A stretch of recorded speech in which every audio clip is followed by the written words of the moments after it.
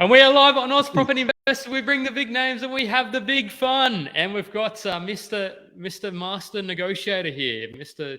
What's that? Daniel? Is it Danielson? Is he the main guy in Karate Kid? Yeah. I don't know. I thought you were going to forget my name. Then you're like Mr. Miyagi.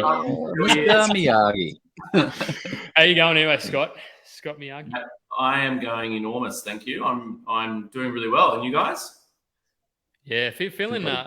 I'm excited to have jumped across and now starting to implement a lot of the stuff that you talk about. So I'm going to learn a lot tonight. I'm going to be a bit of a student and hope, as the poster suggested. So I'm excited. It's getting some renos done as well. So everything is happening in life. How about you, Joe? You found your bag yet? Mate, I'm absolutely fine. I did not expect to make it onto this call until about past. I just landed in Perth. We're doing a little boots on the ground adventure, which is super fun. But I went to the carousel and I grabbed someone else's bag and I'm like, oops, that's a mistake. Sorry, I'm going to put that back. It's obviously not my bag. It was identical to my bag. And then we just stood there waiting. And this one bag is just circling around. I'm like, he's taken my bag and then gone off. So I actually expected to be very, very late, but I made it just on time. Was your bag Samsonite? Yes. No,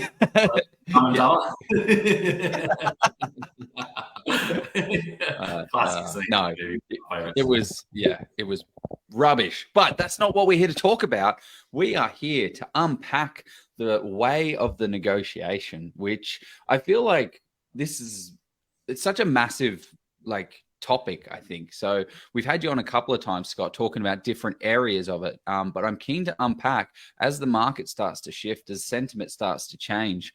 Is that happening across the board? How are agents reacting? What are some of the ways that we can take advantage of it as investors ourselves? So I'm keen. How about you, Jeff? How are you, mate? I think the reason I was excited as well is because I still see people put up posts about how to negotiate, and it's not everybody sort of gets access or has seen this information. So that's why I think there's so much value in bringing you on to have this conversation, because you learn something new and different every time. So throw questions, comments, and if you're watching on YouTube, we'd love, give us a like and give us a love, whatever you guys do. Just no abuse. 100%. Just don't abuse me online with comments. I've got very thin skin. It's okay. Joking. Normally it's all good banter. And also, after Joey's post, or it might have been yours, Jeff, yesterday on API about your top negotiation tips, I sent you guys a little working doc today. I don't know if you want to go through that or not at all, but I was really interested to see what people put up as their go-to strategies, their negotiation tips of advice, and the rest of it. And I'm quite interested whether we do that tonight or another time to unpack that, because there's some really interesting responses there about, how people approach this delicate subject that I love. And I'm happy to kind of debunk some of those if you guys are open to it, or talk about them. Let's do it. My favorite one in that list was speak directly with the vendor. Yes. Wow. Okay. Good. If you can, give it a shot, give it a whirl. I just haven't managed to do that very many times. But the quote of the week, Scotty Aggett, what is your quote of the week, my man? Well, my quote is just about living life. Having come back from a nice, relaxing family holiday, I'm pretty chilled at the moment. I haven't been away for a month, so feeling very grateful for that. My quote is, don't live the same year 75 times and call it a life. Ooh.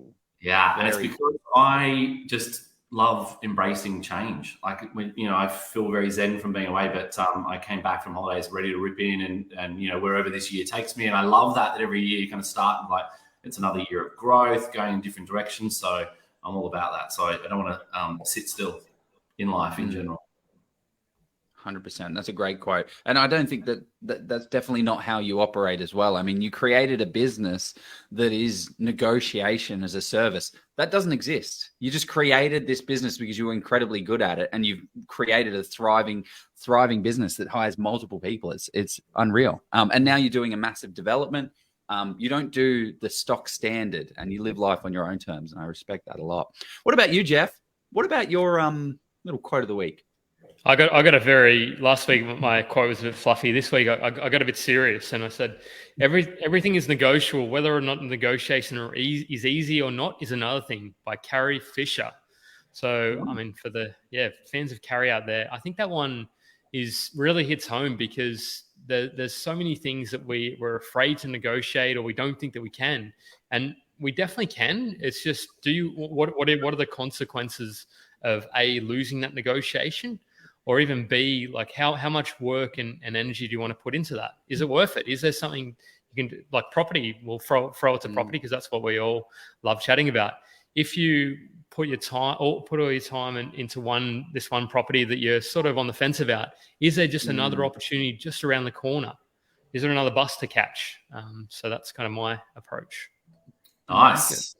Yeah, I like it, mate. What about you, Joe? What are you up to? What's your quote? Well, I just had a very stressful hour trying to find this bag, trying to do all of this stuff. So I didn't prepare a quote. But I was thinking about it. I think this is why I like negotiating so much, is I just keep calm when everything's going crazy. Like, we had to call up the person, we had to get the person's details, call them up to organize all the stuff. And then it's, it's the worst situation, because we've got all of the stuff in the bag, and it's got my computer and blah, blah, blah, blah, blah. Actually, no, I had my computer on me. Anyway, keep calm and carry on.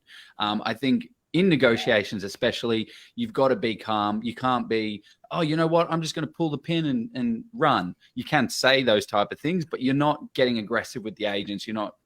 You're calm throughout the entire situations. You're, I don't know, Scott, would it be fair to say unemotionless, like in certain negotiations? I think being measured is really underrated with your responses. So being calm is one thing, because you can really take the pressure off a situation, and don't let your emotions kind of boil over and control the outcome. But being really measured with your responses, and know when to say certain things or when to let them slip, as Jeff just said then, because you're constantly in negotiations throughout the day. Now, whether that's dealing with retrieving a lost bag, or whether it's arguing with kids, like Jeff and I do probably all the time, and lots of other things at work, and with friends or your partner. So yeah, it's understanding how to be measured and not get carried away whilst you remain calm. But calm is a great thing. Like, that's a huge step in the right direction, isn't it, to being master of your own destiny in terms of winning a negotiation or controlling a negotiation. 100%. Yeah, well said. And then another great quote from Brian: get comfortable being uncomfortable. Love that. 100% true. And if anyone has any top negotiation tips that they use, that they want to chat about throughout the course of this conversation that we're having, we won't jump into them straight away, but throw in, what is your kind of top negotiation tips, or what are your thoughts about throwing those at it? I promise we'll be kind. I'll make sure. We'll promise Scotty's not gonna bite your head off for throwing it in there. We'll be gentle. Oh, I'm naming names. I've got names. I've got everything ready to go. It's like ACA here. I'm naming names. Straight. You're going to chase him down with a camera. Yeah. I'm running down the driveway over the top of the fence. But Mr. Tucker, you said, I will be very kind, but I think it's good. It's healthy to debate these things openly, like talk about them and get a different opinion from them, because this is the thing, right? You've got a really great community of like-minded people that are very interested in the art of buying and selling property and building wealth through property, which is awesome. And I'm very grateful to be part of that community like you guys as well. And I get so much from that and so much positive energy from it as well. But it's interesting when people have only transacted a few times, or maybe multiple times over a long period, and they're very quick to give deep domain experience responses about certain subjects. And it could be finance, it could be development, it could be whatever. Negotiation is all we're talking about tonight in that regard, and my skill set in particular. But so I'm quite passionate about that. And I think, as we've spoken a lot on the show over the last couple of years that when I've been on, is, it's best to be honest, transparent, and then we can all learn from these things. And I'm not necessarily got all the answers. Other people have got different opinions and have had great success, which I totally respect.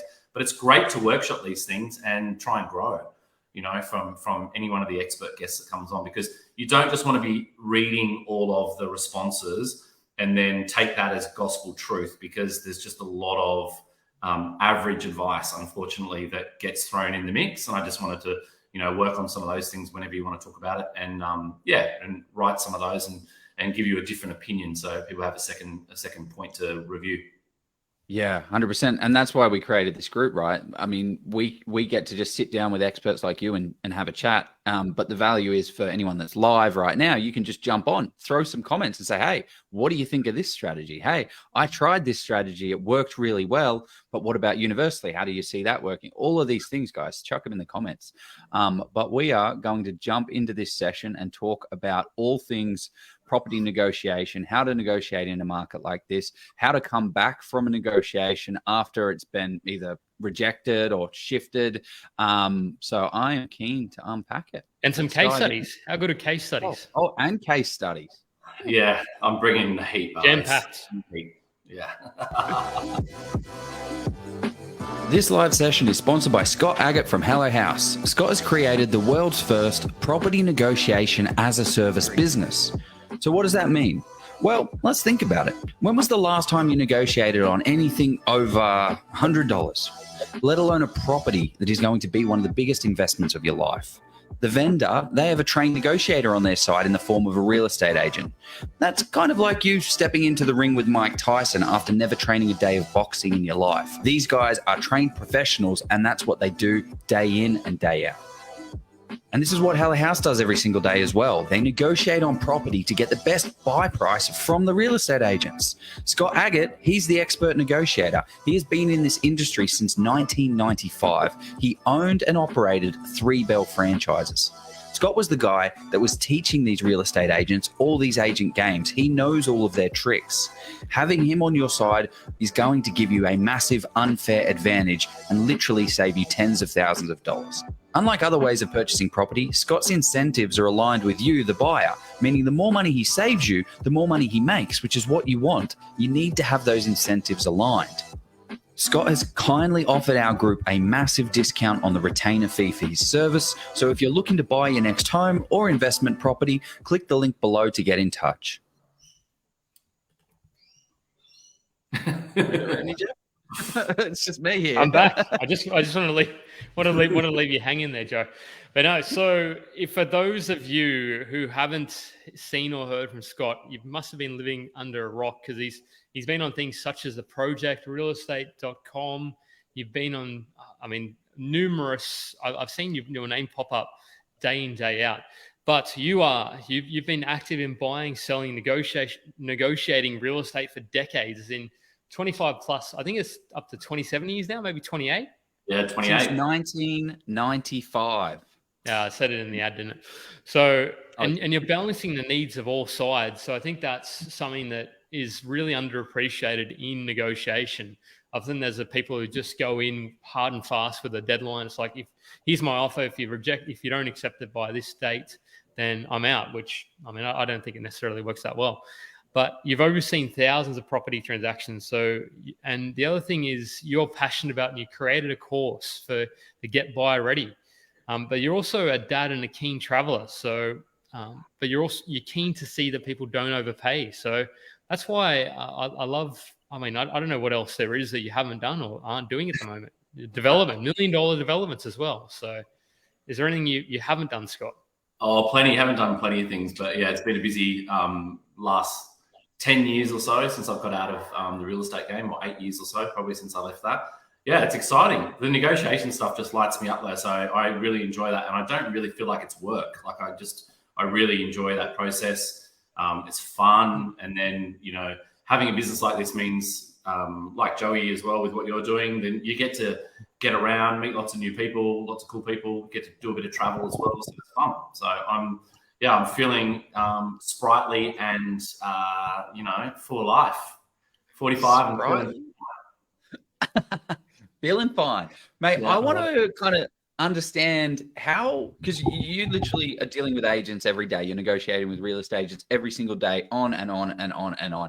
And there has been a bit of a shift in the market sentiment, definitely in the market sentiment. How are you finding it across Australia? Because I imagine you're buying in every state. I imagine you're helping clients buy. How are you seeing this? What is it looking like out there on the grounds from a property market standpoint? Well, I deal with investors and owner-occupiers, so I'm not just looking at growth, hotspots and the rest of it, which can be super competitive in any market to buy. As you and I both know, in Western Australia, for example, it's pretty hot in certain pockets because there's lots of buyers agents and other people that are loading into those areas and driving up the prices, and not a huge amount of stock in certain spots. But because I get to trade in lots of different areas, that I get to see a really good cross section of the marketplace. So when you're buying at different price ranges as well, that also gives you a different insight into the market. So we say this every time I'm on, and I'm sure lots of your guests say the same thing. There's markets within markets, so there is no one Australian property market. But in general, the hotspot areas, and I bought today in Perth, near Rockingham, that's really competitive. Like, there's lots of buyer interest there. Agents sell things really quickly. Things are typically selling above the range. So you've got to be on your guard, and negotiation is key. And building rapport with agents, getting to listings at a much earlier stage to knock out your competition is critical to buying well. So we do a lot of work coaching clients on the find aspect of that, which is interesting. In the other states at the moment, it's not so much. Like, we've seen that sort of shoulder season, as I talk to a lot, and that softening in the market and that rebalance in pricing. And there I found agents are chasing me in some instances. You get to the right point though with market value, and most parts of Australia, there's still enough buyer depth there that it can be competitive at the final hurdle. So, I'm buying in Brisbane a reasonable amount, and there's still plenty of buyer activity in Brisbane.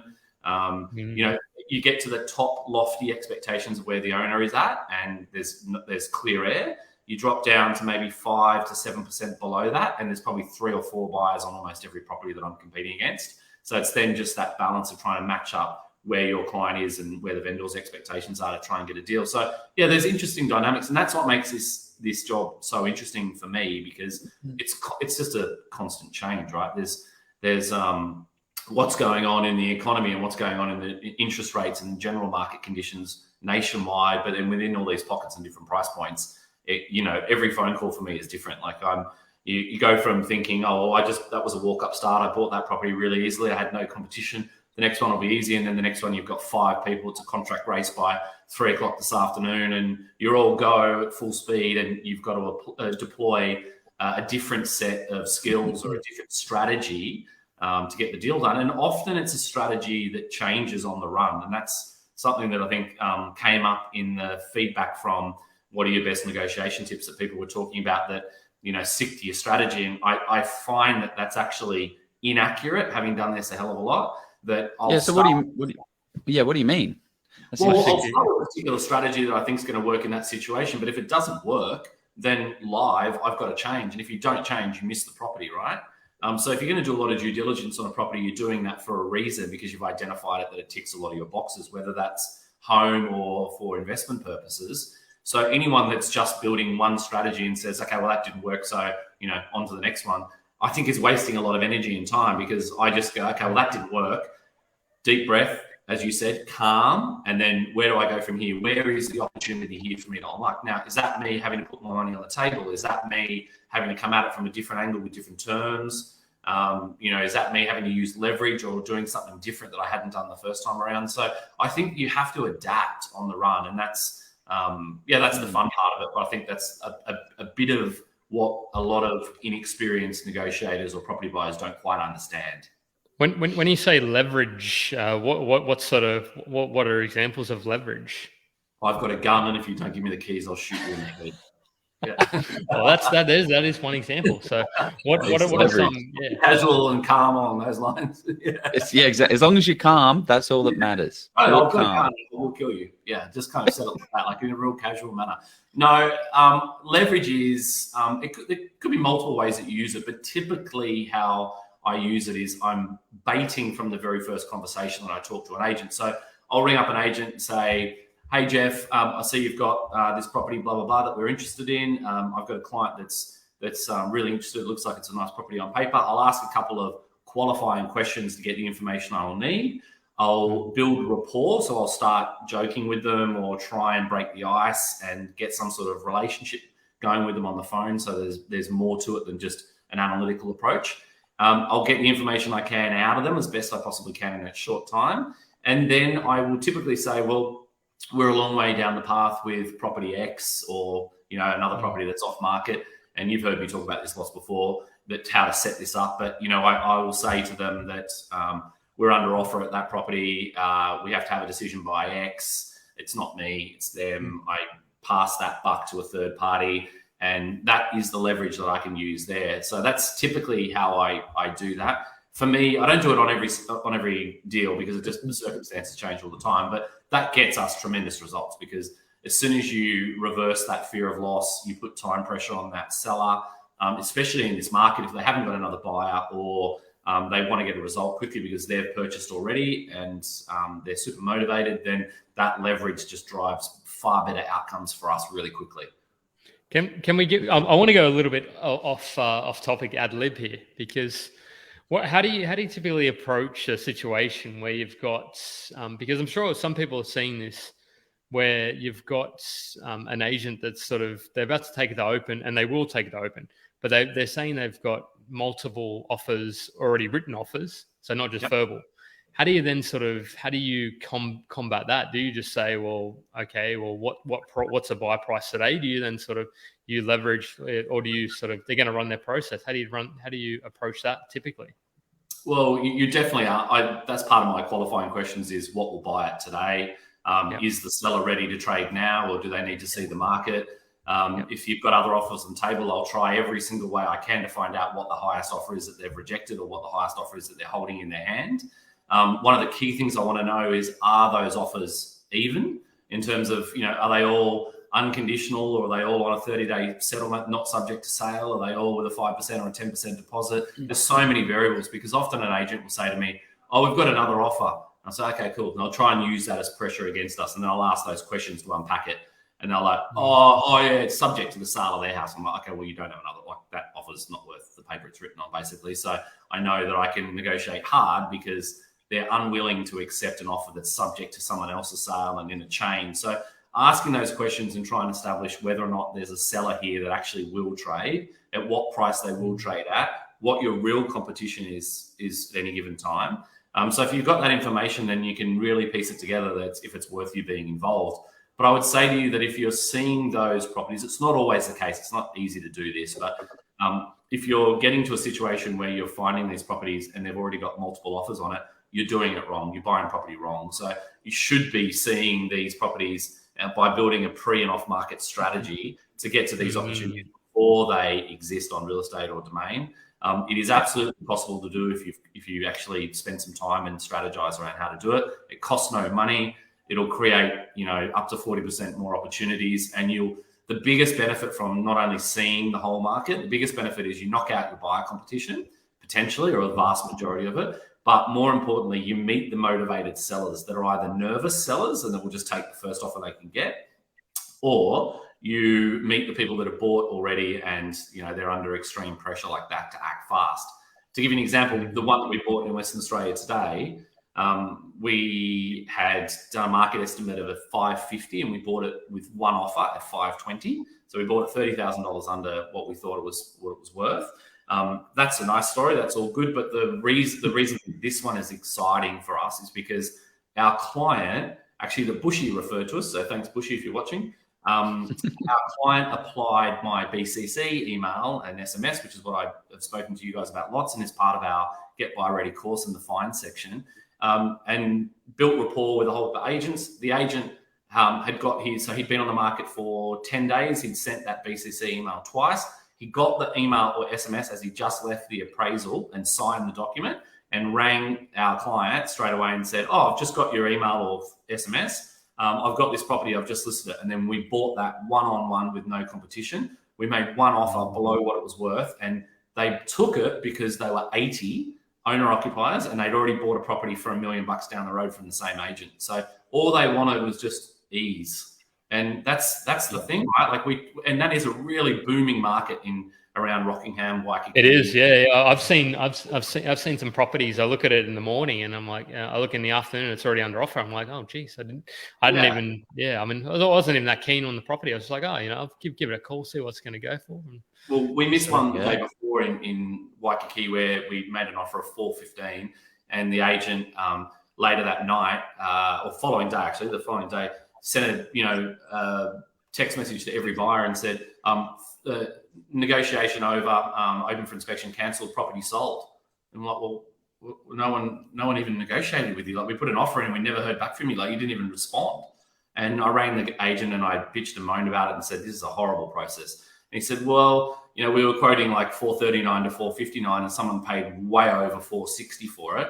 And everyone else was in the low fours. So we just sold it. And that's what you're competing against, right? You're competing against the exact situation you just said, that if you get into that dogfight, you're going to pay an emotional premium. You're competing against emotional end users or investors that don't have a clue and aren't doing the same level of due diligence, or really lazy buyers agents that are just loading into areas and just paying whatever they have to pay to get a quick deal done. So the rest of us, Joey included, who actually do the research and, fight for the best price, in that situation, it makes it difficult to save money, and you want to buy property at the right level. So getting to those opportunities faster is really important. Yeah, it's a market that you don't even see. Like that transaction, no one's going to know about that transaction. It didn't go on realestate.com. It didn't go on Domain. You're not even going to know that exists. And that comes up all the time. And it's a bit of work. Like, it is relationships and emails and following up and all of that fun stuff. One thing that I just wanted to cycle back to, you were talking about how to get the price from the agent. Because let's say he's got 2 or 3 offers on board already. How do you because you were saying like, we've got to ask some questions to pull that out of him. How do you kind of pull that kind of price out? Because I guess that's probably a super useful tool. If your price, if you know what your walkaway price is, right? You set that in your own head, it's at 550, and then the agent pulls it out. We've already got offers at 560. But how do you get that out of them, essentially, is the question. Well, it depends on the state, because in some states, and depends on the method of sale, they won't tell you. So that's difficult because they can't by law, for Queensland, for example. So it's difficult to get it out. So that makes it harder, and I've got to ask more questions. And sometimes it's just asking lots of questions and being persistent until they give you some sort of idea of where it needs to sit. But in most cases, I'll just say, hey, Joe, where you're at in this one, you're going to tell me that you've got 3 offers already. I say, great, what are you quoting? And you'll say, 500 plus. I say, okay, great. And where do you think it's going to land? Oh, I don't know. Like, the market will determine that. We've got heaps of interest in it already. We're going to open it this Saturday, as Jeff just said. And we expect, we've had 50 inquiries online already about it. Okay, great. Mm-hmm. What's the situation with the seller, Joe? Like, where are they at? Oh, they've bought already, or they haven't bought already. Okay, cool. Well, what settlement do they want? I start to build rapport at that point. Okay, great. And then I'll drop into the mix. So where do you think it sits? Where do you think it sits? Oh, it's not me. It's the market that'll determine it. Sometimes the agent, when I ask that question, will say, oh, I reckon 540. I can't see it going over 540. Or, based on 12 Smith Street selling last week for 535, we might get 540, 550 for it at best. But, who knows? So they're already giving you an insight as to where they think it's going to land, or where they'll start to push the vendor to say, if we had an offer in that range, there's a good chance the agent's on board with you to try and push that through for a sale. So there's lots of different ways I'll throw my pen at myself. There's lots of different ways to ask those questions and try and derive that information. But I just ask blunt questions after I build rapport and try and get straight answers out of them. And then if I can't get anything, if I get that far and I still haven't got any information out of them, I will say to them, look, the property that I said to you that we're under offer for down the road is at 520. They may have a little bit more in the tank than that, but we're all set at 520 on a similar property. Will 520 buy it, or are we wasting our time? Should I go buy that property? No, you're not wasting your time. Come on. Or, yeah, you're wasting your time. Okay, great. So it's not offers over 500. It's offers over 520, right? So you already know. Now, you can set that boat trap wherever you want to. You don't want to set it too high, because if you say we're under offer at 540 down the road, well, then you're kind of giving them indication that you might pay 540 if you tell them it's a very similar property. So I bait them like that. And I'm not talking about how much we'll spend on this property, but I'm telling them about how much we're already spending on the other one. And does that engage them to get an answer of, yes, you're wasting your time, or no, you're not? A lot of agents, when you go to that level of detail, will say that straight up to you and just say, you're wasting your time on this one if you've got expectations of that, or no, it's worth a shot, come along on Saturday and see it. And when somebody says you're wasting their time, do you then just sort of put that in well, maybe we'll circle back if it doesn't sell? Is that or do you just forget about it altogether? In that example, if I thought it was worth 550 with our research, and I said to them 520, 530, for example, as the bait price, and they said it's wasting your time, I'd give up on that property and move on. Because Yep. if we were that close, they'd engage us and they'd get you there to the open for inspection. That says to me that their expectations are probably high 500-600 and that you're wasting your time, at least wasting your time in week one. You know, that doesn't mean you don't circle back to it in 10 days time or whatever and keep an eye on it and monitor it. You may still go to the open inspection anyway, just to watch what's happening in the market and see that property. So you'll keep tabs on it and you'll stay in the game, but it's probably not one that I'd chase hard. And I'd say that openly to our clients, like if they've said to me no at that price point, I would think their expectations based on that are here, because my experience as an agent, I would keep focusing on trying to find another opportunity that's better. Yeah, and then you would also understand the terms of the vendor as well. The vendor saying, hey, I don't really have a reason to sell. I'm just kind of looking for the best price. Great. They're not a motivated seller. It's probably, wasting. It is, like you're saying, wasting your time there. And most agents don't get asked those questions. Like, people didn't come to me all the time or open for inspections afterwards and drill me about the vendor and the circumstances and the timing. They just don't. They go through it, they fall in love with it, or they like it if it's an investment, and then they put an offer on the table and they've got no time pressure, no leverage, no understanding of what the motivation is for the seller. And it's just left flapping in the breeze. Now, one of the other negotiation tips that was given from one of the other people in the group yesterday to your response was, I make a 48-hour offer deadline. Well, guess what? If you make a 48-hour offer deadline to an agent, that gives me as the agent 48 hours to use your offer against you to better it. So that's a silly ploy as well in my eyes as an ex-agent. Like, you don't want to give someone a set time frame because it just gives them parameters that they need to work to. So they could pick up the phone to all the other buyers and say, you got to have your offer in before X date because otherwise we're going to engage with this seller. So they're absolutely going to use it against you to better that price. So you better use the leverage and try and engage them in that fight right now rather than say, I'll give you another day or another 2 days or whatever to think about it. It just, you don't want to give them a time delay, I don't think. I don't think it works in your favor. Yeah. And so, I guess just cycling back, another thing that I think is worthwhile when we're talking about the price of the property, I was thinking about it while you're talking, is, what are some of the closest, like if the agent doesn't want to tell you what they think the price is worth, like I see this a lot of times where the listing price, especially in hot markets, it's 500, it's listed for 500. But if you know the market, you know that it's going for 530. And you know that this, like I was chatting to Jeff about this just yesterday. There's an agent that is exactly 7%. You go through all of his listings of when he listed the property and then when he sold the property, it is exactly 7%. So we know where this guy's endpoint is, it's at 7%. So a good question to jump on with agents is, what are some of the closest comparable sales you've got? And what are you stacking that against? Yeah. How did you, and then if they're like, oh, you can go onto Domain and do your own research. No. Well, how did you stack this up with the vendor? What were some of the comparables that you used for them? And they're like, oh, well, actually, just letting you know, I sold 2 Smith Street for 520, ABC Street for 520, another one for 525 that had a really nice pool. It's like, okay, cool. Now I can start to see where they've come up with their pricing. I'm not going to secure this for $500,000, but I see value. Like, you can start to form value and all of that.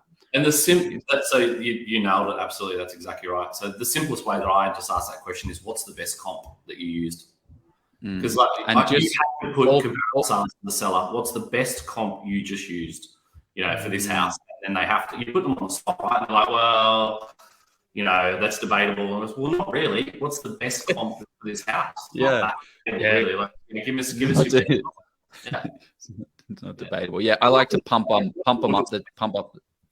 A lot of agents say to us, I don't know, like it'll sell where it sells, or I'm not the one buying it, the market will determine it. It's like, well, no, by law, you had to pitch within a 10% range. So I don't, that's your opinion. I'm not holding you to that, but what's your opinion as to the best comparable sales of this property? Help me out. And I'm going to go to great lengths to get you the best possible price I can from my client. Now, of course, I'm not going to get the best possible price from my client. I'm trying to get it at the lowest possible price, but you just want to engage them and get that information out of them.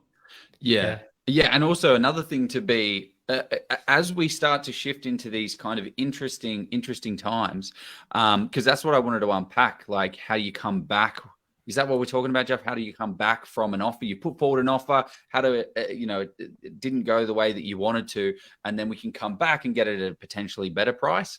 Let's talk about renegotiating, because you've done it a few times, and then we'll get onto some case studies, I think.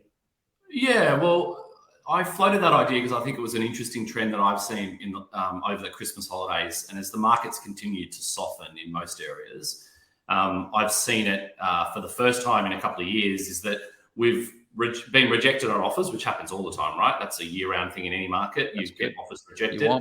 But in the busier markets, you never see those properties again, right? Like you get rejected and then it sells for a much higher price to somebody else, or someone else wraps up a deal above you, whatever the price is. In this instance, and it was a trend because it happened to me 3 times in about 10 days, that we had offers rejected in the second half of December. We stayed in the game. I follow up, as I always do, if we have an offer rejected and we've still got an interest in the property, track that, stay in touch, a high level communication with the agent. It's not desperation. It's just, we want to know what's happening in the market. We're tracking every sale, just checking back in, seeing what's happening with that. Anything changed with a better offer than we made? Anything changed with the vendor circumstances? Not great, cool, chat to you next week again. Like, it's that non-emotional and business-like for me. So they don't get any sense of I'm going to pay any more money. They just get a sense of he's still really interested with his client to buy this property. So that happened 3 times. They came back this time in January and said, Mr. Aggett, is your client still there? Like, we're kind of open to talking to you again now. And that's kind of music to a negotiator's ears. It's like, really? Okay, cool, sweet. Let's dance. Your favorite call from your favorite agent. Yeah, exactly. Let's dance. Oh, Terry, good to hear you again. Exactly. I love those calls. So, and in those instances, there were 3 really different outcomes, like 3 different sets of circumstances, which I thought were worth unpacking. We don't have to spend too much time on if you want to, but some good case studies there. And then I guess the key takeaway for me is understanding what you got to do to get yourself prepped to make the ultimate offer up front, and then how you stay in the game to get these opportunities for a second bite of the cherry without sounding like you're an emotional wreck and you're seriously committed to that property, and then get caught in the situation where they come back for a second bite, but because you're so hungry for it, you end up overpaying. You keep putting more money on the table and almost chasing the vendor because you get the door open and another shot at the title. So, in each of these instances, it played out differently, but nothing changed in terms of our ice cold response to it. And then we had to make a decision on whether we would increase, hold them or fold them, basically, to make a decision. And that's based on, we're probably getting a little bit further ahead, but knowing whether to hold them or fold them when you do get that second bite of the cherry is very much down to in-depth market knowledge. Because if you're tracking the market really closely, you understand how difficult it's going to be to replicate that asset. So each of the circumstances is always going to be different. There's no one-size-fits-all response to this that you can say as a negotiation strategy that if you get a second bite of the cherry, you should say this. It just doesn't work because everything's going to be different. The market's changing, the dynamics are out, which is the reason why they're calling you in the first place and it hasn't sold. The vendor's circumstances may have changed. There may be other buyer interest at a lower point where you were, which means that even though you think you're the only buyer that they might have called back, in real terms, you might end up re-engaging with 3 or 4 other people and in a contract race at the price where you saw value the first time. So it changes all the time, but it's just making sure that you don't get emotionally carried away, but also, more importantly, making sure that you actually get a second bite of that cherry. And that's by staying in touch with these agents and being, as I say, a high-level communicator. So, when you re-engage, what sort of questions should you be asking? Well, actually, before we go to that, can we just unpack how you leave it at the end? Because, like, let's say my final walkaway price is $550. You haven't told the agent what your walkaway price is. So how do you actually leave the conversation and say, hey, Mr. Agent, I'm not where your vendor is at. I'm not at 560.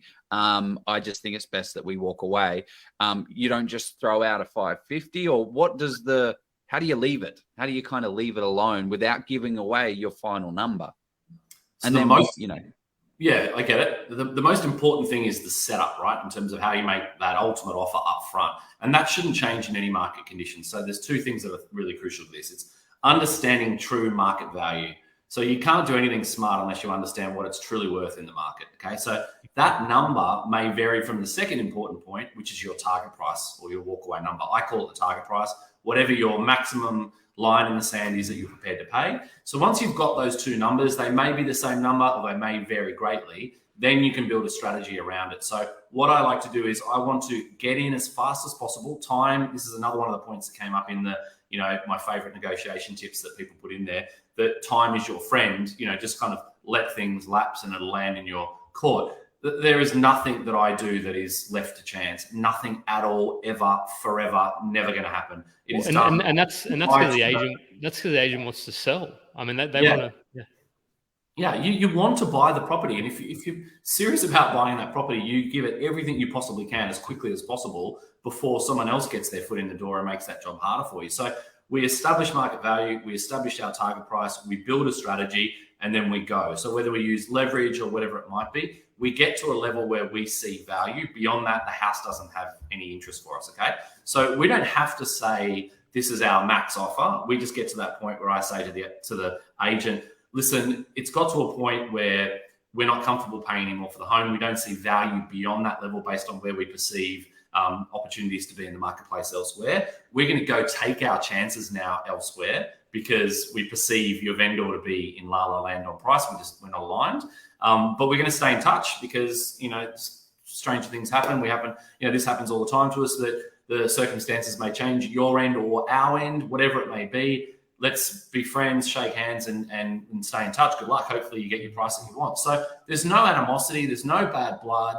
There's no threat of you've got 24 hours, otherwise I'm fucking off and you're never going to see me again. Never, ever, ever like that. It's all really cordial. Someone else said in the group chat yesterday that minimal talk to agents, like don't engage with them. Well, that's the opposite of how I negotiate. I'm a high-level communicator. I'm highly personable with the person that I'm engaging with. I want to build rapport with them. It's all about building rapport with them and giving it a certain level of comfort so that they'll give me more information than I'm giving them. That's the whole game of negotiation. So how you can do that with limited touch points and being ice cold in that situation is beyond me in terms of a negotiation strategy from my level of experience anyway. But once you get to that position where you've exhausted your offer, then I just shake hands, as I say, and you leave it really cordial and you go off into the sunset. So in this instance, they rejected our offers, and then one by one, they came back on the other side. So the other side of Christmas, the first one was we'd offered $640 on a property in regional Victoria. They had an offer of $685,000, which they accepted. They went to contract because I had rapport with the agent. The agent said, yeah, I can happily tell you it was $685. The guy's going to shit in the finance. We've been talking to his broker direct.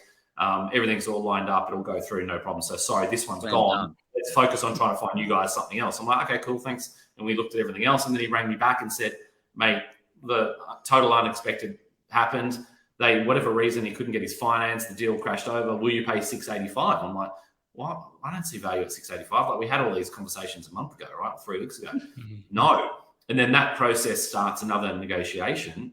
In that instance, it was a development. My client really wanted that particular property, very, aligned with anyway, long story short, absolutely wanted it, couldn't replicate that very easily and been looking for quite a while. And he was a developer, so there was a highest and best use for it. And he'd done all of his DD and FISO and the rest of it. So we made a view to put more money on the table. We ended up spending $15,000 more and buying it for $655. So we got the client down $30,000 from $685 to $655 by having that second go at it. So there was no emotion. He didn't, have any clue that we were, heavily invested in that process, other than the fact that we told him we absolutely want to buy this property. And I always say, how did you know that to come up an extra $15,000? What was that process? Well, first is I don't move on the price in that situation, and then there was just a hard no, so it's a Mexican standoff. And then it's trying to work out by feeling each other out, really, about where can it possibly land. Is your seller prepared to move off $685? Yes. Okay. How much are they willing to move? I think I can get my buyer to move off $640. Okay. Well, can you get your buyer to, $565 or $570? No. Can you get, vice versa, blah, blah, blah, blah, blah. And then we end up saying, okay, well, we ended up landing at $15,000, and that was a good outcome. It was below what we thought it was worth. It was below what the buyer 2 weeks before that had gone to contract for. So we felt that was a good outcome on that property. But again, that's in isolation. There's 3 completely different outcomes with these 3 case studies. The second one was, well, does that all make sense? First of all, what we discussed? Yeah, no, that That all makes perfect sense. One thing I wanted to just a little bit off the side here is I find so much value in what you just said there by being a professional to say, hey, let me check with my vendor. I mean, they're going to go to their vendor, right? Agents use this all the time. Look, it's the vendor. They're all pushy. They're trying to do this. But on the buyer's side, it's exactly the same thing. Scott, you have your buyer and you can say, look, the buyer's only willing to go to X. It's no emotion between you and the vendor because there's a third party. You're the third party in the middle helping this transaction. What are some ways that a normal everyday investor can kind of create that emotionless distance and have that, I don't know, third party in a way? I don't know. Is there a way? But there is a way, Joe. I need to check with my husband or wife, or I need to check with my I need to check with my pot plant in the corner. I need to check with somebody, just my accountant, my mortgage broker. I need to make sure that I can make this happen, because if I make you an offer, I want to make sure it's a serious offer, because otherwise we're wasting everybody's time. Sound advice from Jeff, like you leverage some other external third party source that maybe not a pot plant. Yeah, well, whatever. And is that valuable though? Would you recommend having a third party, even if it's, I've got to check with my wife, I look after this, she does that side of things. So when it comes to price, I'm just the middleman here. She does the price. I really like this property. She really likes this property. So I just need to see where it is, number wise with her. Cause she's Oh, we lost you, Joey. Say that again, mate. Last 10 seconds. Sorry. So you have your husband and wife, and you just kind of create a divide. You create a divide between the two of you and say they're the number person. I'm just here to help the transaction because I'm available. Right. Yeah. Look, it can be done if you're doing it one-on-one with an agent, and you've just given us some good examples of how you could possibly workshop that into your negotiation. But hand on heart, and this isn't a sales pitch to get people to use Hello House or a buyer's agent or anyone else, but it is really difficult to get that leverage that we're able to get as a professional third party if you're going it alone and you don't have that same skill set in terms of asking those questions. It is just easier. Like even within the office for us, like you guys know my colleague Sam, who's a valuer and is incredibly switched on in the property stakes, and knows all the questions that I ask and does the same things that I do when we talk to agents. But often I'll have a conversation with the agent almost immediately after Sam and get a whole different set of answers than Sam will. So there's an art to it, and it's done over time, right? Like it's a learnt skill how to get that information out of people and how to use that as leverage. So if you are going to do it yourself, it is hard to do it because you've got to take time to talk about go and seek advice or whatever you want to, but you can't take too much time because everyone else that's doing it professionally is moving really quick. So you've got to be thinking ahead and strategizing while you're in those conversations. And sometimes I referred to this before, that there's no one strategy. So sometimes I'll say something to an agent and get a flat no or a wall. And okay, I'm on the phone or I'm on Zoom or whatever it might be. What am I going to do next? What I mean? How do I get over that wall? How do I get past that hard no? And you've got to re-strategize. So you've got to know what other tools are at your disposal. And for a buyer that only does this once every 10 years, which is the average in Australia, or even someone that's done it 3 times in the last 10 years, you just don't have that skill set to draw upon really quickly to understand what is the percentage play to use at that particular moment that is going to get you a higher, than average result. So it is difficult, but it can be done. I think you just got to really hone your skill by asking the right questions and being prepared to buy some time, like you said, Jeff, there, and refer to another party. I don't know if that answered the question. We kind of got off track a tiny bit there. Let's get back to the case study. So case study 1, you ended up buying it for, your initial offer was 540, bought it for 555. What was number 2? How did it play out? Give us a bit of context. Before we, sorry, second time I'm cutting you off, Jeff. The last time you had some great questions, but I thought let's jump into our other sponsored post. But what I would love to get as well is some comments from people chatting about this, because I feel like someone wrote here, this is awesome, you're on fire. I think it's just you, Scott. You are just on fire today, mate. This last half an hour is just solid how to negotiate on property. And if you aren't doing these things, there is somebody else doing it. There's Scott doing it, and you are competing in the same market as him. So good luck. But throw in any kind of questions. Throw in some examples of negotiations that you think you want to try out. Like as you're saying, Scott, like this is what we're trying to do, right? Educate everybody so that they can be great investors and they can go out there and do this themselves. What are some of the things you guys out there think that you're going to do? What do you want to try? And get some advice from Scott. Like this is the whole point of this. You guys are fly on the wall of this conversation, but you can join in. Ask me anything. AMA. Q&A. Oh, Scotty AMA. Okay, let's dive in. And then even better, I'm a big boy now. We will unpack the other 2 case studies, and I'm excited for that. Let's do it. The amazing thing with commercial property investing is that in most cases, it's cash flow positive from day one, which means that you can drive those profits towards paying down the debt. There are instances with commercial property investing where you can actually have the property pay itself off over 10 years, which is absolutely crazy. With commercial property, you get massive net yields, so you can expect anywhere between 6 to 10%. And as we've seen in the current boom, these properties not only provide large cash flow, they do certainly grow wildly in value too.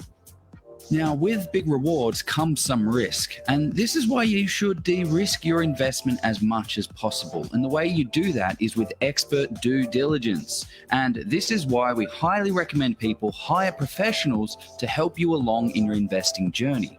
Steve Polisi of Polisi Property is one such expert. Being a chartered mechanical and structural engineer in a past life, Steve draws on his analytical and mathematical skills to do that expert due diligence for you.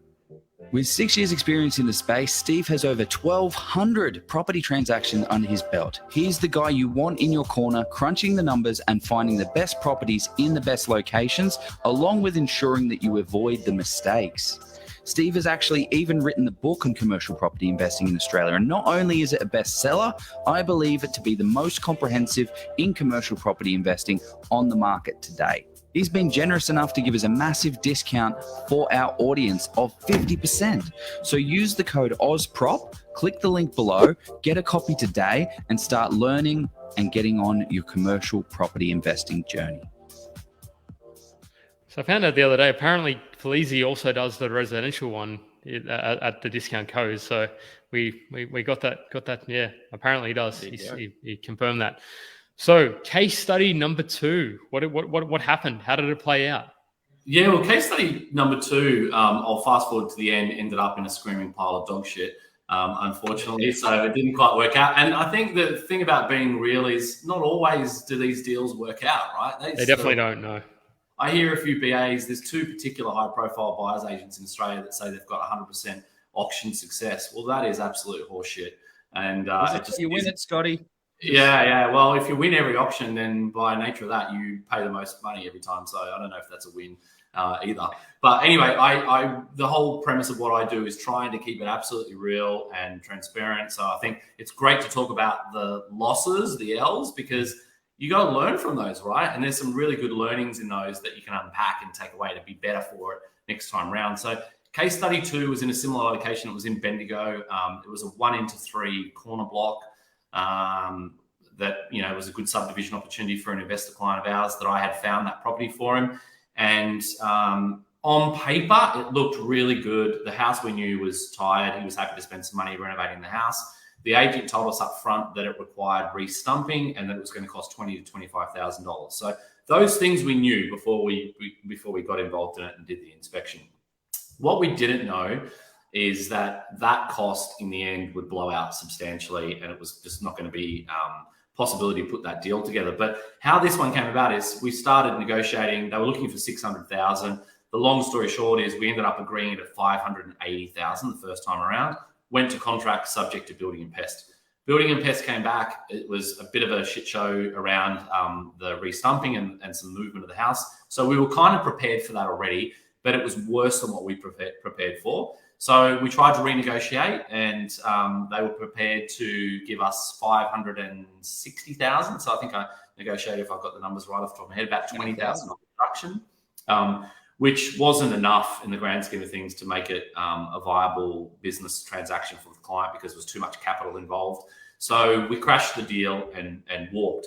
Now, for most people, that's the end of that deal.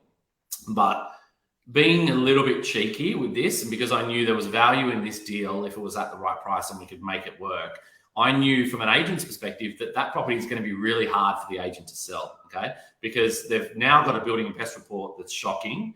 They've got a price where they're going to have to move south. The vendor's probably not mentally there yet. It's going to be a long road for them, and it's going to be really difficult to close a buyer. So I know from an agent's perspective the challenge it's going to be. So I just deliberately stayed in contact and did exactly the steps that we talked about before. They started to come back to me and say, okay, well, there's a sniff here. Now, the seed that I planted that created that opportunity for them to come back in this instance was I said to them, well, look, you know, we've workshopped the cost of those repairs and make goods is going to be circa $50,000. So, you know, if your client was prepared to sell it for around that 530 mark, I might be able to re-engage my client. Now, that was just a cold no chance, blah, blah, blah. This was pre-Christmas. No way. Okay, no problems. Well, there's plenty of other fish in the sea. We'll go fishing. So we just kind of left it like that and then came back and said, where you're at? He said, oh, they'll take 550. I think I can get into 550, so down 10 grand. Said, not going to do it. Yeah. Okay, cool. We got opens this weekend, so we'll see how we go. A week later, I check in. How'd you go on the weekend? Not great. Okay, cool. What will they take? I can get it down to 545, you know, something like, can you get your buy there? No, I can't, you know, but let's talk again and we'll keep talking. And then another week goes past, you know, and then it got to the point where they came back and he said, I'm at 540. I think I can get 530 across the line. Can you give me more money? Another 5, whatever. I said, absolutely not. Like, we know what it costs. It's going to cost X. At this level, we're happy. If she coughs up 50 grand off the price, then we're willing to trade. So we agree terms again at 530, go to contract. This time I get it subject to a restumping quote. So I got 7 days for a restumping quote. The restumping quote comes back reasonably close to what we expected. I think it was about $32,000 or $31,000. But the restumper said, don't touch this with, you know, a barge pole because there's so much more foundation work and issues with this house because it's moved so much because of the restumping issues. It's going to cost you more like $100,000. So that was enough for us to kind of crack the deal and walk away from it altogether. Now, on paper, this looked great. On physical inspection, it didn't look too bad because it was all underground, like, you know, below where you could see. And it's just those things where it's worth having a shot at it. Like we spent, I don't know, $1,000 or $1,200 in professional fees. But if the deal stacked up and we got that across the line, he would have made $300,000 or $400,000 probably on that property by splitting it into 3 blocks, selling them all for $300,000 to $340,000 each. And he would have made really good money. He still would have made really good money if he knocked over the house, but it just was too many headaches. It was because it became like the only strategy for that deal then was a knockover and sell land. And in this market, who wants to be selling vacant blocks of land? If you can avoid that, you would, with the build costs so high. So we just lost interest in it. One other really interesting thing came out of that is that if you take how do I say this? An agent will very often at an open for inspection or when you start to show emotional interest in a home, grant you a win by saying to you something like this agent did in this instance, which was, we know there's a restumping issue and it's going to cost $20,000 to $25,000. Now, the reason they do that is to build confidence and trust with you, okay? So there's a deliberate ploy in throwing that out to you to say, hey, I'm a good guy. There's a problem here. I'm disclosing it because I'm really transparent.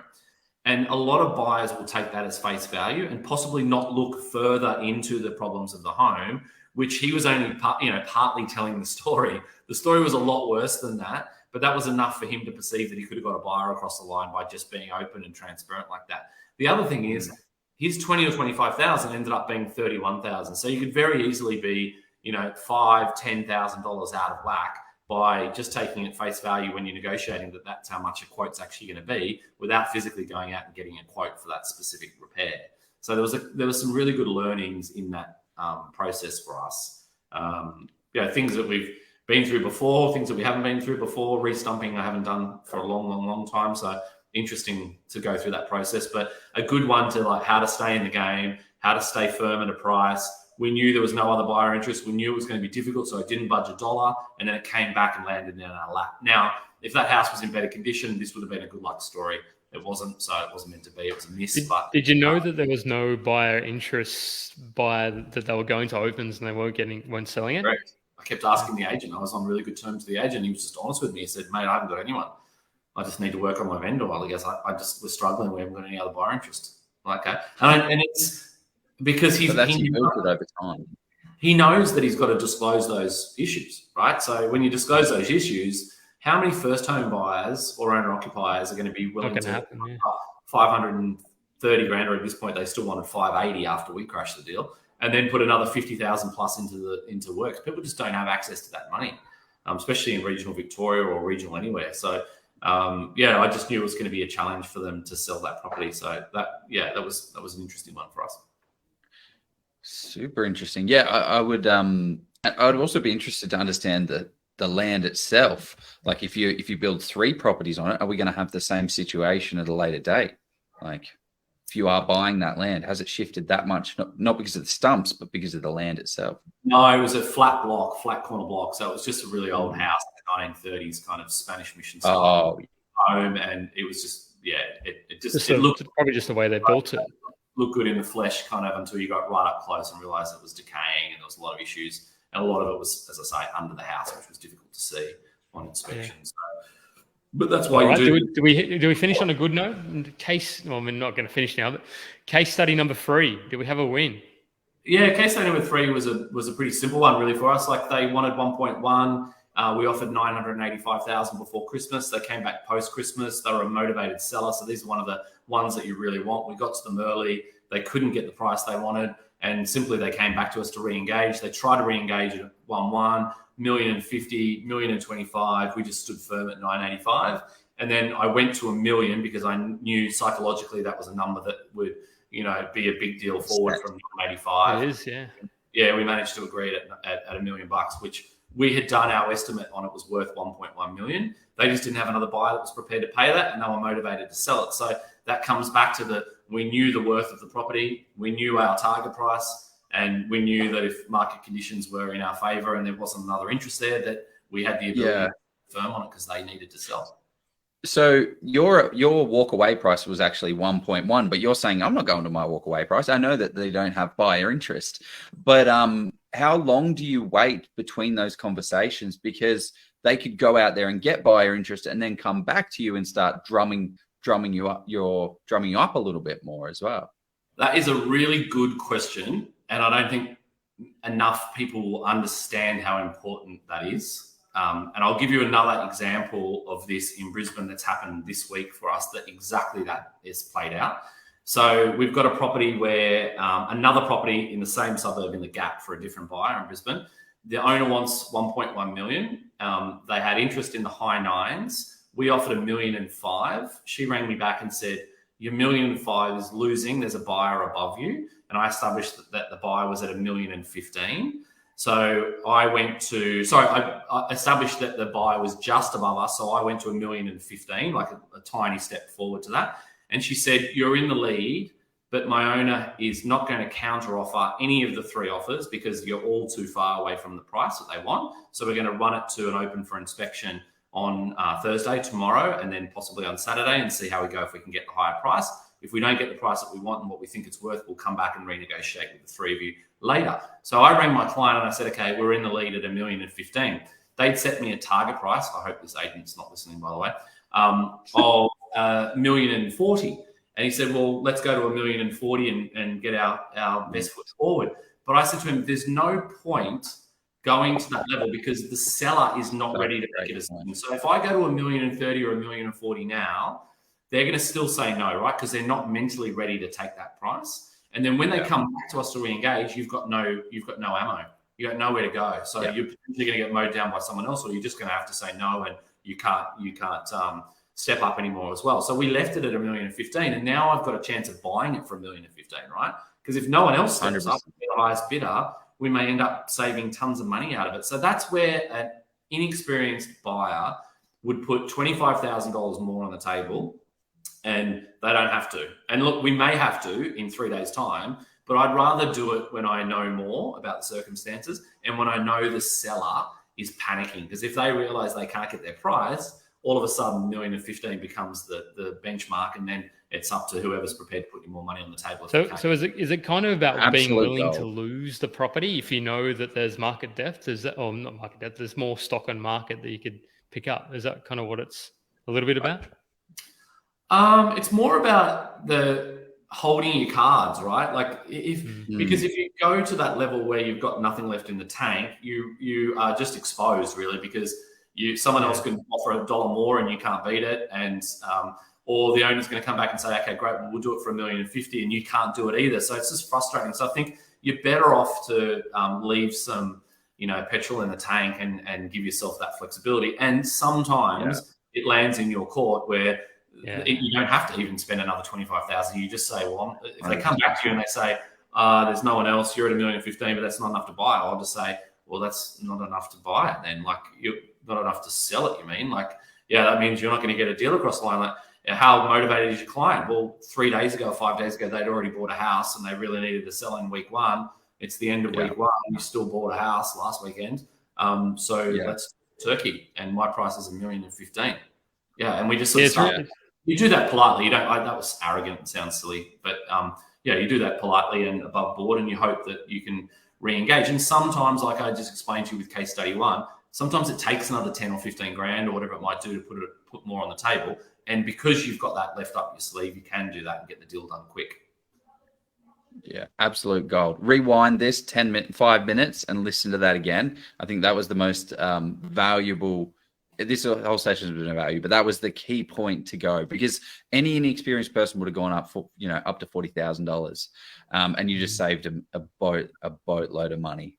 Well, potentially, but at least you've got the chance of saving them that money rather than that's out the window straight away. And it's so important to understand the process, and this is something I learned from you, Scott, is understanding the process. What happens next, Mr. Agent? Oh, I'm 100%. We're going to go to this open home. Do you want to put an offer in? No. Why the hell would I want to put an offer in? You're just going to get that offer. Hey, everyone, at this open home, I've got 550 here, 550. Anyone want to go higher than that? Yeah, I will. Great. You're getting shopped around. You get in at the last kind of minute if you can. Well, depending on the strategies and situation and all of that. Well, this goes back to what we just said before as well. Unless you know the 3 steps ahead of what's going to happen and what the outcomes are and then can you make that decision of, okay, well, what's the right card to play in this situation? So you need to be really skilled at this. Otherwise, often the only card that you've got is put more money on the table. And that's what inexperienced buyers do. They put more money on the table, or they don't put enough money on the table and they freeze thinking they're paying too much because they're second guessing where market value is. They don't have a target price because they didn't think about where they'd stop. And they freeze like deer in the headlights, and then someone else pays 10 grand more or 15 grand more and gets the deal done. So there's those two extremes of negotiating where you just can't get caught in any of those outcomes. And the agent smells that, right? And this is why you need to be unemotional. They know if you're like, oh, well, it's going to cost an extra 10,000. And that's actually where you have to go based on the negotiation and stuff. But if you come in and like, oh, I don't know about this, it's not really going to, you're really emotional. They'll smell that and be like, okay, cool. This person's not serious. They're not going to be in, they're not in it for the right reasons. They're a little bit cagey. They might pull out on the pest and building. They might pull out on finance. So if you can set the expectation, I like to set the expectation with the agents and say, look, we're finance approved. We're ready to go. We are investors. We've bought multiple properties for these people. We're here to buy. We've never crashed a deal out of finance, and we will buy this property if we go ahead with it, as long as everything else checks out and it's not falling down. You got to kind of set that up front. I'm an investor. I'm ready to buy. Finance is approved. I've bought properties before. I know what value is, and I'm not going to collapse, because they're getting so many people now, first home buyers, first time investors, people that have gotten their loan pre-approved, but they're on the cusp, and then the interest rate dropped, and it took $10,000 from them. So now they can't actually afford this property. An agent doesn't want to take any of those people on. So you need to kind of step yourself above those by setting the tone and saying, this is who I am. This is what I've got. I like that. What's next? Yeah. Well, do you want to answer some of the questions? I don't know if there's some interesting ones there in the comments, or if you had anything else, Jeffrey. Well, Jeffrey, who's this Jeffrey? I mean, definitely not Jeffrey. So the thing I wanted to go to next, and it'd be great to crystallize these points because we've sprinkled them throughout, and then maybe we'll even go to the document. But I want to know what are some of the key mistakes that the people are making in their negotiations. Well, I mean, we highlighted quite a few of them there, isn't it? I mean, I think the biggest thing that people make is they don't understand market value. And then they don't set themselves that hard decision-making process of where they're going to walk away from it. So they get emotionally invested. And then they don't understand the process. So those three things are critical to having success in negotiation. It doesn't cost any money to learn those things. It doesn't take a huge amount of time. But if you can just be diligent with understanding how the process works, so you know the steps that they come in what order. And I think the other big thing that Joey just said just then, which is I just see so much, even for some of our clients, it kills me, that say, I'm absolutely finance ready. And then you get to, the pointy end of the transaction and they're not finance ready. It's like, what bit of finance ready do we is not clear here? Like, do you have access to the finance? Do you have a deposit? Do you have the funds to pay stamp duty and the rest of it? You'd think those things are really straightforward, but a lot of people just go out there and start shopping. They start wasting agents' time, and then they just wait for properties to come on real estate domain, and they're not doing any of the smart thinking about how to find these opportunities to outsmart their neighborinos or future neighborinos. Nice. There's a whole ton of negotiation tips and strategies and the rest of it, some of which we've touched on today, and we've done lots of other talks as well, and then how to control the negotiation and the dialogue that you can use. So I think there's a lot of areas like that where buyers can spend some time going back over stuff that we've talked about, and I'm sure other experts on the show as well to pick up some good gems like that. I think educated buyers just have a much better run at this than people that are trying to go it alone. Yeah. And one thing I think I want to understand from you is, like, how do you deal with aggressive kind of situations? Like, I'm guessing the answer is that you don't really find yourself in them, but I know that a lot of agents get a lot of abuse and aggressive people coming in with their walk away offers and all of that stuff. Like, do you deal with them, or have you dealt with them in the past? And how do you kind of unravel that to bring the deal back into play? Calmness is what you said at the start, which I think is really relevant the whole way through the process, right? So I don't really get jacked up too much unless I get played by the agent, and then I'm really happy to deal directly with them in terms of calling them out on their bullshit behavior and seeing if I can get it done another way. But look, if agents want to be dodgy and do bad things, there's not a lot you can do about it. As long as it sells for a price that we weren't prepared to pay, then it really didn't impact the outcome anyway. So I get a lot of clients that say, "Oh, I would have gone for that." I'm like, "Yeah, but it sold for $50,000 more than the target price you set, so it's irrelevant, right? Like, someone else overpaid for it or saw better value in it than you. So focus on what's within your wheelhouse and that you can control." So I think calmness is good. A lot of people get really flustered, in terms of the pressure when it comes time to perform, a certain time frame, or to step up and do something like an unconditional offer in New South Wales, for example. People don't understand waiving the cooling off period in a Section 66W, or used to be called 66W. So those things like that are down to buyers being really well educated, that they can be calm and that they understand that buying process and the steps to it, so that you can tick those off and go through them and have confidence as you move through them that you're not missing anything and that you can get the job done. I don't know if that answered your question, Joey, or Jeff. If it didn't, it was a great answer, because it's 100%. You do. And each state is completely different. Like, the way that I buy in South Australia is very, very, very different to how I even just inspecting a property is different. Like, you have to be so thorough in WA because there's no real get out of jail free cards here. There's no cooling off period. Offer an acceptance, yeah. Yep, this is the offer, this is the acceptance, unless there's some real structural issues. So you got to be so diligent and so careful about what you're actually putting your money down in. However, South Australia, 2-day cooling off period. You can pull out for whatever reason. You can sign a contract. Here we go. Let's pay it. It's got blue. It's got a stain on the bench. I don't want it anymore. Any of that stuff. Cool. Okay. I want to answer some of these questions. And hear from the people. What is this one? Do you have any experience approaching owners directly for properties that aren't for sale? That's a good question. Yep, Okay. lots of it over time. And of course, having done 20 years as a real estate principal, I was approaching owners directly for properties like this all the time. So tons and tons of experience dealing with private sellers and trying to get people to market and trying to buy properties off market for clients as well. And there's a certain way that you need to approach private sellers because they're a special breed. If they're private sellers that are on the market, then this question specifically says that aren't for sale. But if they're on the market, I'll just answer that point briefly.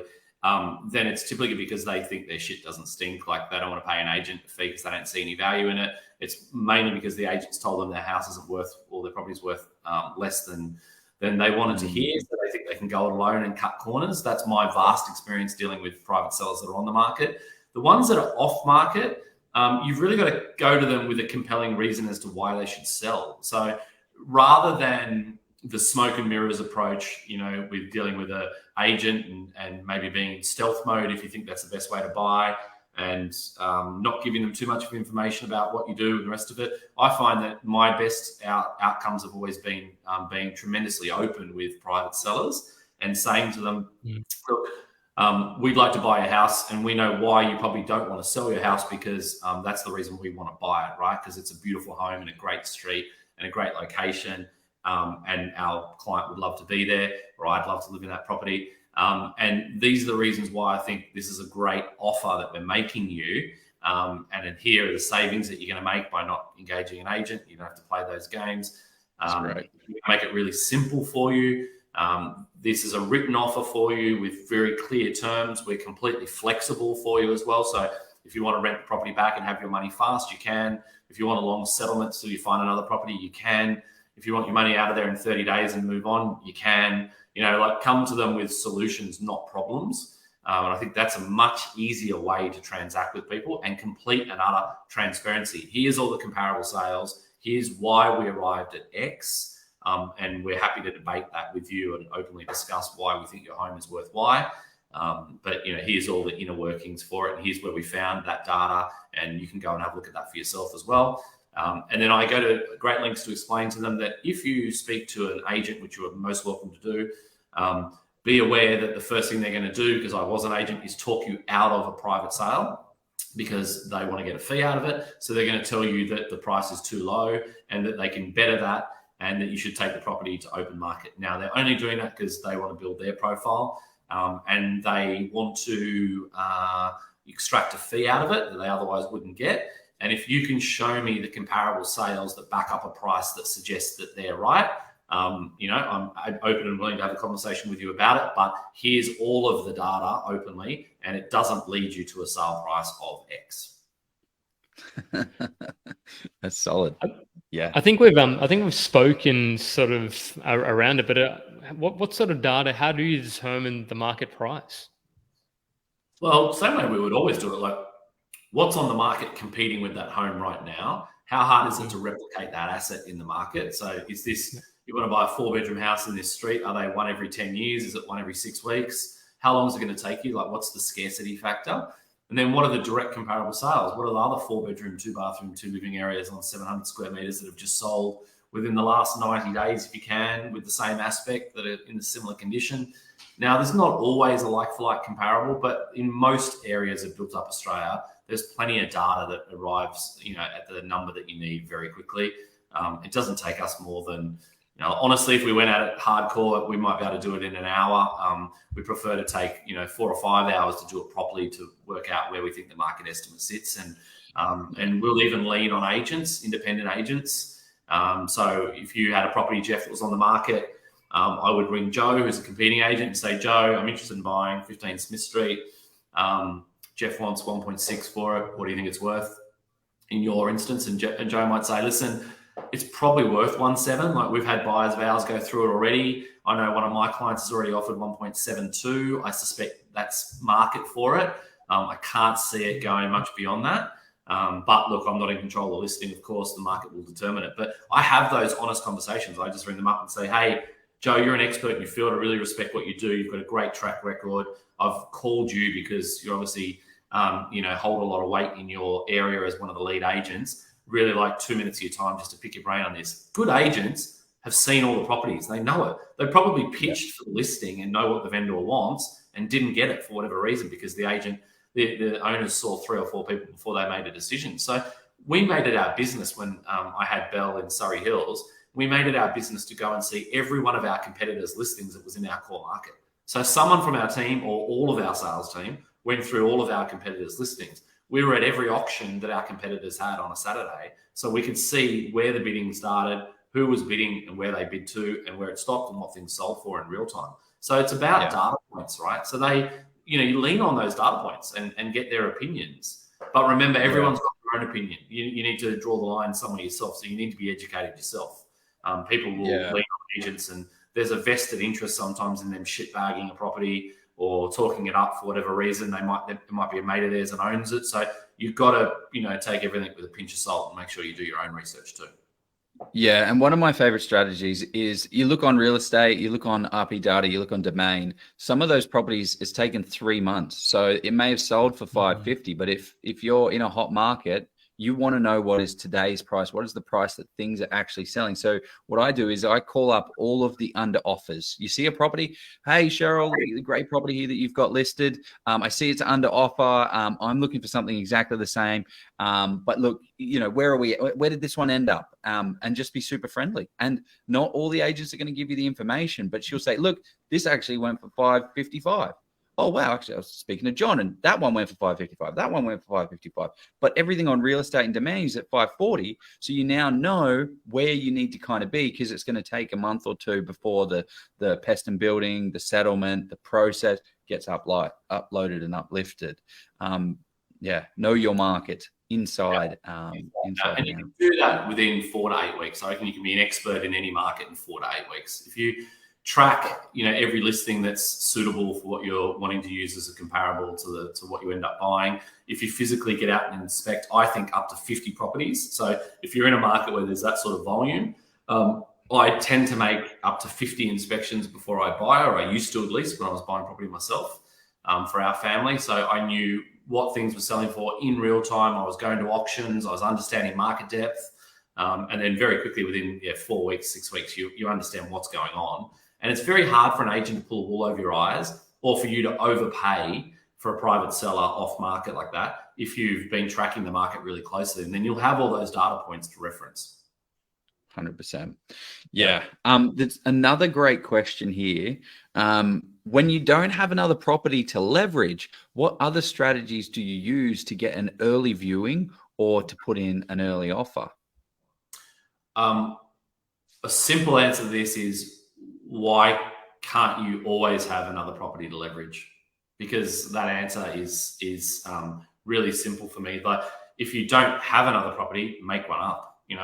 Come up with a reason why you need to get in there. And it might just be smoke and mirrors, but the goal is for you to beat the other buyers and to get in there as quickly as possible. So come up with a solution. Now, you don't want to tell an agent what the address of the property is, because a lot of people go, oh, it's 15, Jones Street, and you're like, oh, well, 15 Jones Street's already under offer, or that's not even on the market for sale. I know the owner, it's my brother, or whatever. You know what I mean? Like, you don't give them any ammunition, or they'll try and talk you out of it and tell you how much this is better than that property or whatever it is. So just be vague and say that you've got time pressure to act and that you need to get through. Now, I've had people tell me that they're going on a plane and they need to get inspected by this point, otherwise they won't be here, or that their finance is about to lapse.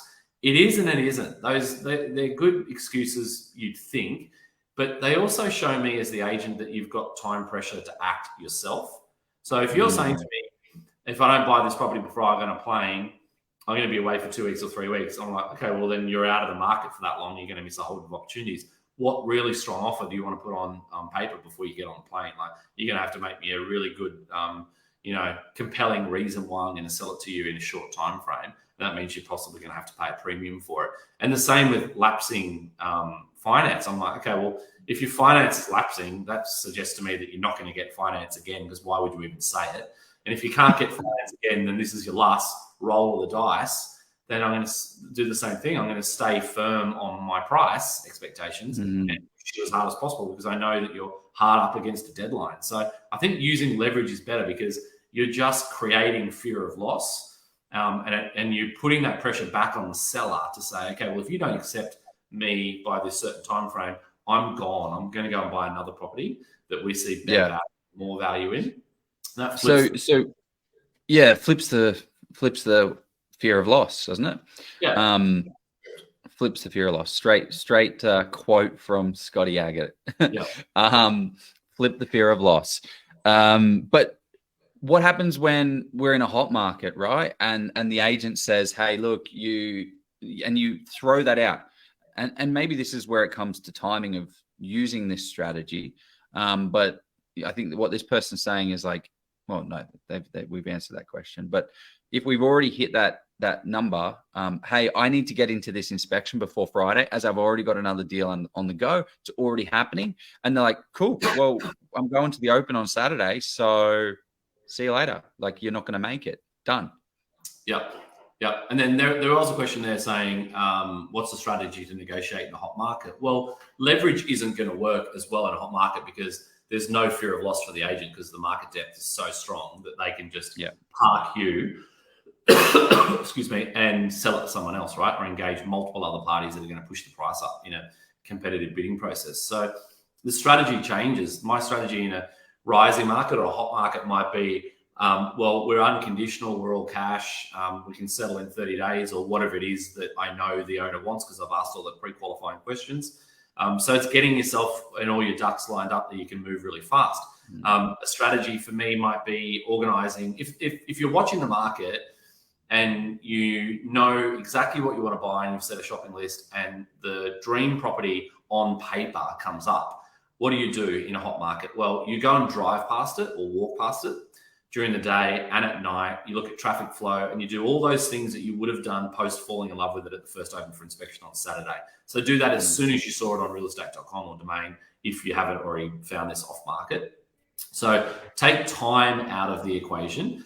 And the other thing that you can do, look, if it ticks all the boxes and you look at it and go, oh my God, it's my dream street, faces the right way, it's in the school zone, whatever the parameters are that's important to you, then organize a building and pest inspection or a strata search if it's an apartment prior to seeing it. Because the chances are you're going to like the property anyway when you go inside it. You've seen the photos, you've seen the floor plan, you watched the agent's video, you've been past the house morning, noon and night, you already know the streets, you know the school zone, you know you want to be in that position, and you know it's going to fall within your budget constraints. Pre-order the building and pest or the strata report, get it done so that you can turn up, have the contract reviewed, turn up at the first open for inspection at 1 minute past 12 or 1 minute before 12 ideally, and say, there's my offer. I've walked through the house. There it is. Unconditional. There's a check, whatever it is. There's all the, 66W, or there's no cooling off, whatever it might be. I've done all my due diligence already. And if you happen to see a seller that's motivated, there's a bloody good chance they're going to take that offer if it's a fair offer. And there's no point in a rising market or a hot market making stupid lowball offers or starting low thinking, oh, it's a really great property and I want it, but I'm just going to go like a little bit lower and it's a negotiation. I'll start low and then we'll build up to it, because you're just going to get punted straight away. So you're smarter to go, hey, this is worth $1 million all day of the week.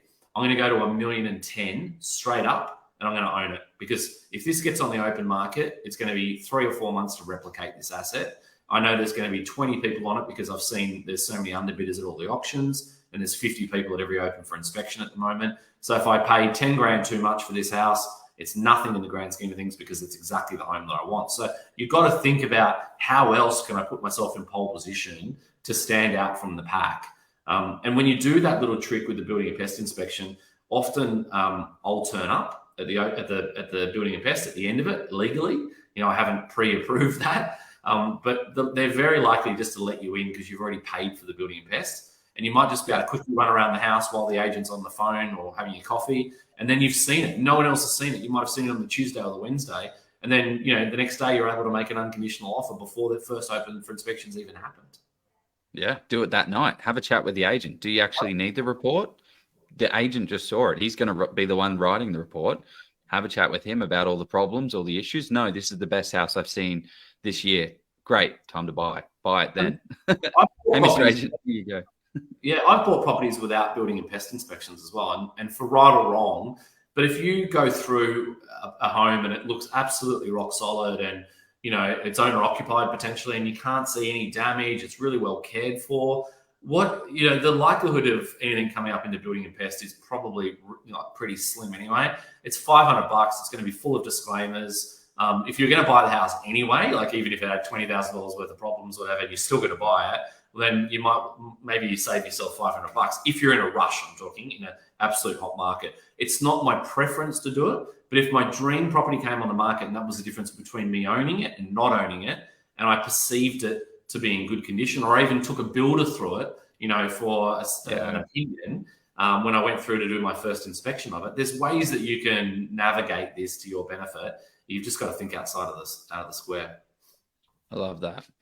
If anyone has any other questions, throw those in the comment box, because we'll start to wrap this sucker up. But here's a great question: how to negotiate? By Lisa, and I'm back. How to negotiate with an EOI expression of interest by XYZ date? Just to do due diligence and best offer, or is there another strategy? There's not a lot you can do when it's EOI. The first thing I do is establish whether or not it can be bought prior to that. So you ask all those qualifying questions and see if you can knock the door down and own it before everybody else. And that might be by making the offer that they exactly want or very close to it, but it stops the process of other people having a shot at the title. So that's the first thing. Of course, you want to ask all the qualifying questions to make sure that you eliminate all the negatives in your offer so it matches up and aligns perfectly with the seller's requests. Settlement date, deposit sizes, get rid of any, untoward conditions, etc. as well, to keep it nice and streamlined and clean. And then all you can do is your due diligence and understand where market value is and set your target price. So when you're setting your target price, there's no point offering lower and there's no point offering over. You have to offer your target price. And then I just end on an odd number, because so many times as an agent, I saw people come through and win by $1 or $100 or $1,100 or whatever it might be. So I've won so many by just putting those extra numbers on it. Well, actually, I don't know whether I won it because of that or not, but I have won tons of expressions of interest and I always finish on an odd number. But the odd number bit is overplayed. People say, oh, that's how you win it. But it's not how you win it. You win it by eliminating all the other possibilities and getting all the answers and information, and then setting it up with the ultimate offer so it suits the seller's needs as best you can accommodate, and making sure that it's a nice, clean process. One of the questions I have is, because you negotiate in every single market, you're doing it in high value, you're doing it 400, 300,000, 400,000. What is the difference between a $1.5 million property purchase and a $450,000 negotiation type strategy? Like, is there a difference, or is it the same thing? What does it kind of look like? At lower numbers, people tend to nitpick over like $2,000, $5,000, those kind of numbers. And they're more flexible typically on settlement dates and those things, especially if you're buying investment properties. When you get more into the owner-occupier market and into the bigger price brackets, then people tend to negotiate in 20s and 50,000s and 100,000s. And they're typically very specific dates because they are aligning with another purchase or a sale, especially if they're owner-occupiers. So there is some big differences when you're negotiating in different price points, but the higher you go up the food chain, it tends to be that you're negotiating in round numbers. Like the amount of deals that I've landed at 3 mil or 5 mil or 6 mil or whatever it might be, right on the nose. And it might be that the owner's at 6.5, but you end up getting the deal done at 6, and there's just no common ground. Like it was either always going to be 6 or you were paying 6.5. So it was never going to be 6.3. It's just weird that people just fixate on certain numbers. Psychology.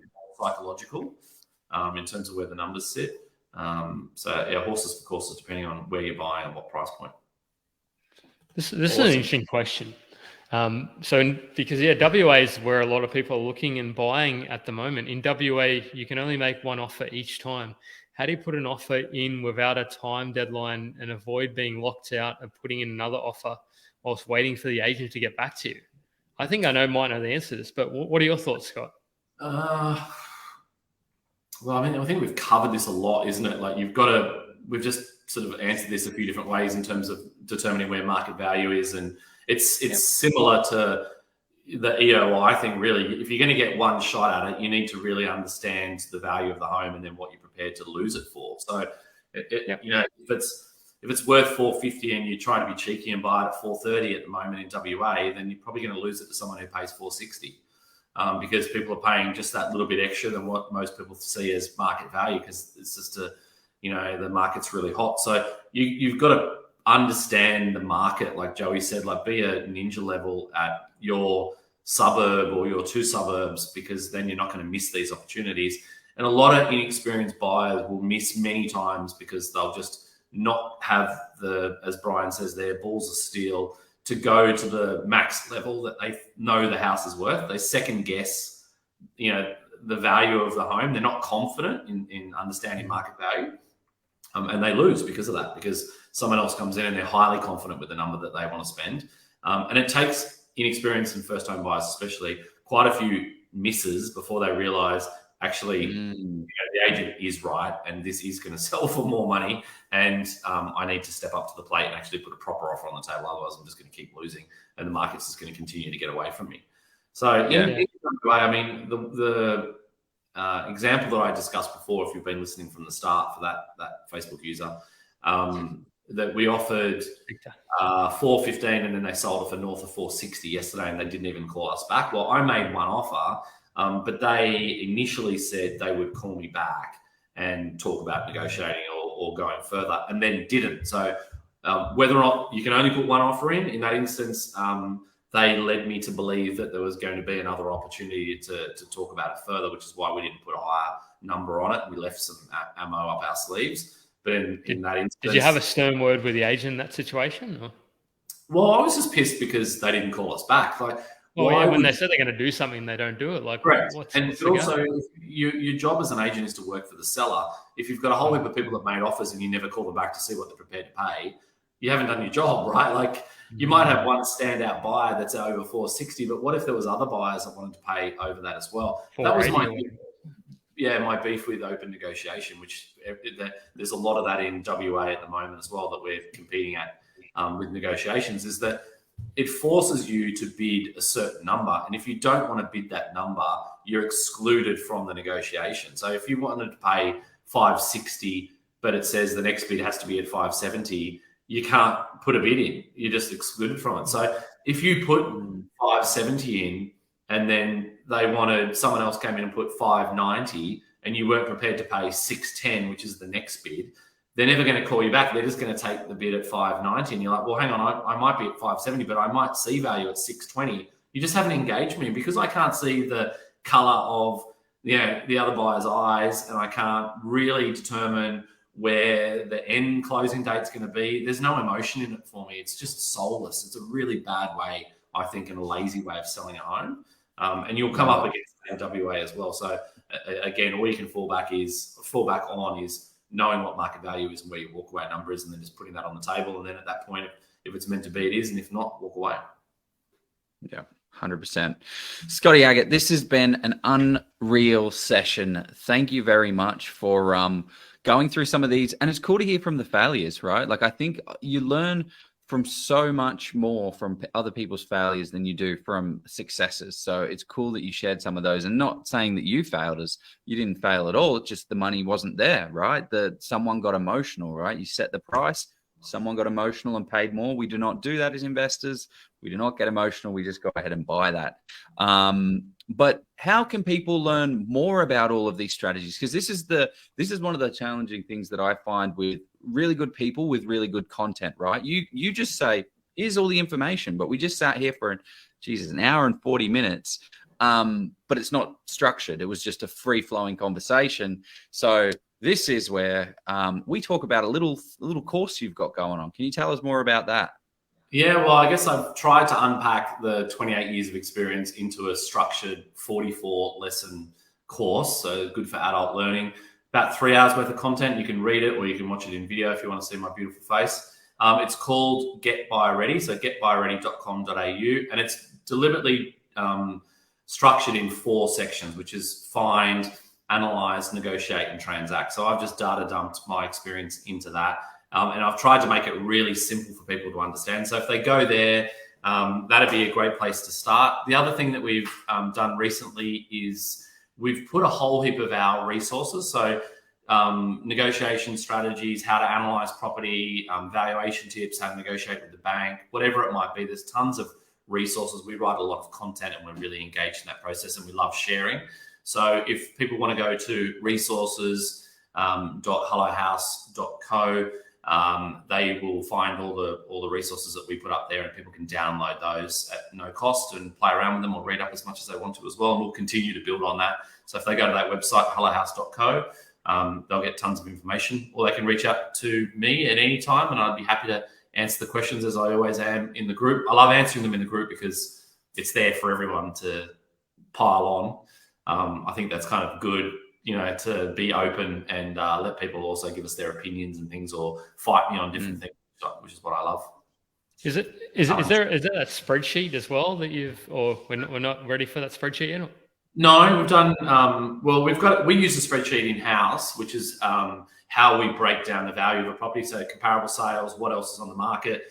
Sam, our, property valuation expert, he uses his sort of valuation formula. So if people want access to that, we'll share that with you at no cost. You can access that. It's not, anything that's incredibly unique IP, but it's the most important thing is it's really well segmented. So it's really easy to follow. And if you put the data in, it really spits out the numbers that you need, and you can arrive at market value really quickly and what your target price is. So there's some really good information there to make sure it's a good checklist. So go download that one. And then the only other thing that we haven't talked about, but we can hopefully save that for another day, is the prop tech stuff that we're building, which is really to automate the find process that's in the course. So we're a couple of weeks away from beta testing that. We'd love the AusProp listeners to be part of that beta testing if they're out there wanting to buy a property, but we can talk about that as and when that suits you guys. But if they want to go and go to the website and register on that resources page, we'll capture all their information to keep them up to date with the beta testing and when that launches as well. Love it. Thank you very much, Scotty. And I think the value of the course is unreal. I don't know if we've got a link that we use, what link we're using for it. But everyone in my business goes through this course. Everyone has to go through it. So I hope I don't have to pay for extra logins, but everyone has to go through it because it's unreal value. And if you're buying a property and you're trying to do it yourself without the help of someone like Scottt, Aggett, and Hello House, then yeah, do it. It's going to be the cheapest thing that you buy, and you're going to get the biggest bang for your buck. Thank you. But Jeff, anything? I was just going to say, if you sent that spreadsheet, which is the link to what I shared with you before, we've updated it. So they're better off getting the most up-to-date one because we've just changed our spreadsheet slightly. So you can go to the website and get it if you're happy to share that. Well, you've already shared it anyway. So it's resources@hellohouse.co, and the up-to-date version of it is there with all the other information. It was updated 5 hours ago, apparently. Oh, there you go. If it's been updated, yeah, that's Sam's. We're constantly changing things and updating it because you want to have the most up-to-date information as possible. It's a Google sheet. It updates in real time. Yep. Done. Somewhere else. All good. Nice one. Thank you, gentlemen. Thanks for having me. Wonderful. Let's make it happen. Let's go out there and negotiate a cracking deal. Thank you very much, Scotty Aggett at Hello House. See you later, guys. See you guys. Have a great night.